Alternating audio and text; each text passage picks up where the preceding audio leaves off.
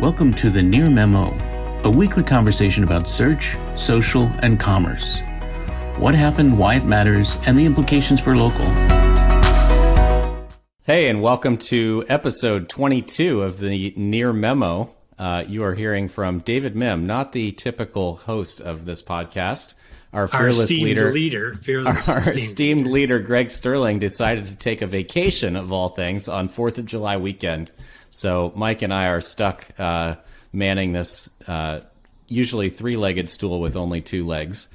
But fear not, I have two stories that I'm going to talk about this week. And Mike's story is fairly detailed, so I think we'll be able to fill a reasonable amount of time with our discussion here. So, sounds good. Mike, before we get started, how's your week been?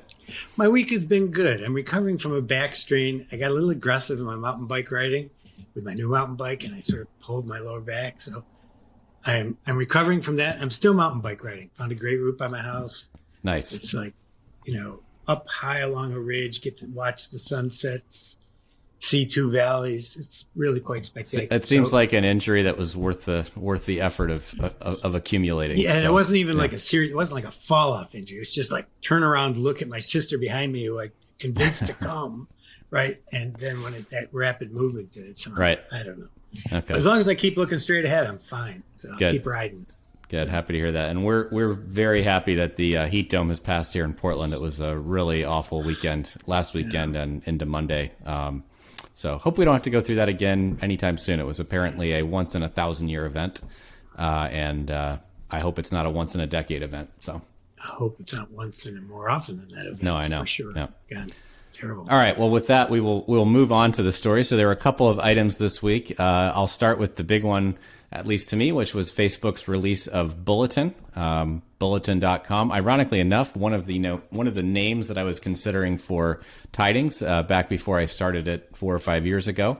I didn't have quite the cash that I'm sure Facebook shelled out for such a prominent single word domain, but they've done a nice job, I think, with the execution, just based on what's out there right now. So it's essentially a newsletter product that runs on Facebook's sort of infrastructure, and at least based on what I was able to see on the public site, somehow weaves in Facebook comments into the newsletter product. So it lets you publish, grow an audience, and engage your audience, kind of all on the Facebook ecosystem. And this has been rumored to be coming out for quite a while.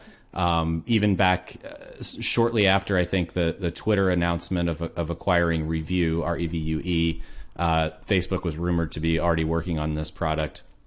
Comes on the heels of a lot of... Go ahead, Mike.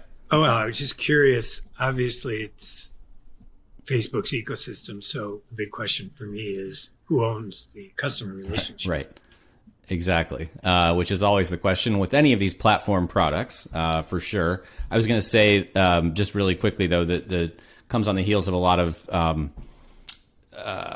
angst. There's probably better German word for it, but around Substack and its sort of conflict of interest around promoting certain authors and paying authors advances and all that. But it strikes me that that both Facebook with Bulletin and Twitter with Revue are actually provide, and actually I should also mention LinkedIn's newsletter product operates in a very similar manner, that running your newsletter on a major media platform where commentary is driven from that social platform, and the outcome of that commentary can help your newsletter perform better in organic feeds on each platform, right? So if you think about how Facebook's newsfeed algorithm works, right? The more engagement, the more comments a given thing gets, even if it's from a business or a brand, the more likely that is to show up in the feeds of people who are following that business or brand.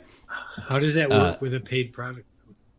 What do you mean with a paid product? Well, if you're getting a lot of comments on your newsletter and your newsletter's subscription based, right. Remains to be seen, but I have to imagine that active newsletters are going to get additional visibility on Facebook in the same way that an active newsletter will get additional visibility on Twitter through Revue, and LinkedIn operates much the same way with its newsletter, although it's not a paid product, where I am now seeing newsletters popping up more and more frequently in my feed, and certainly my inbox is full of them these days. So maybe they've identified me as a heavy newsletter user, and that's why they're showing all these things to me. But it strikes me that there's a built-in advantage, despite the audience question that you just brought up of, okay, well, who actually owns that audience?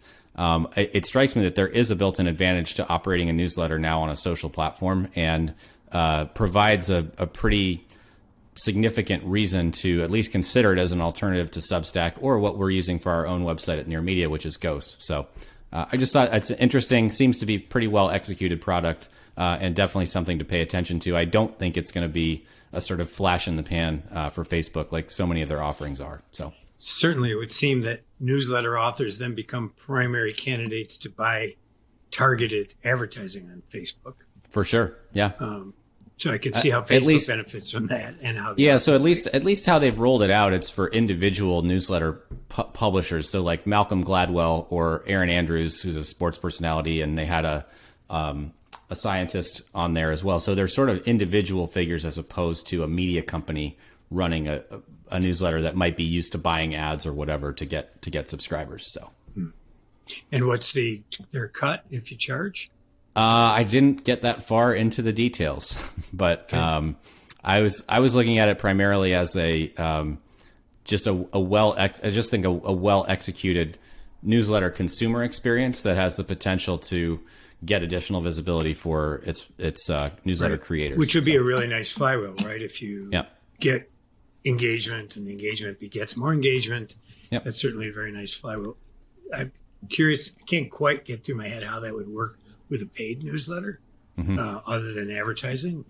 But which to me is where the rubber is going to meet the road in this. Which we'll see. And I'm sure Zuck and others have an idea of exactly how that's going to work, but non-obvious to me at the moment. So well, my second item, if I can just squeeze it in quickly, it's not nearly as long. You can't squeeze it in quickly, but let me ask you this. If you were going to start a newsletter today, would you do it there? I would probably run a newsletter on multiple platforms, and LinkedIn, Twitter, and Facebook would all be 3 platforms I would run it on. And it's probably something we should consider for Near Media. Yeah. Thanks for joining David, Mike, and Greg. To stay on top of the latest developments in local, subscribe to our newsletter at nearmedia.co. We'll see you next week.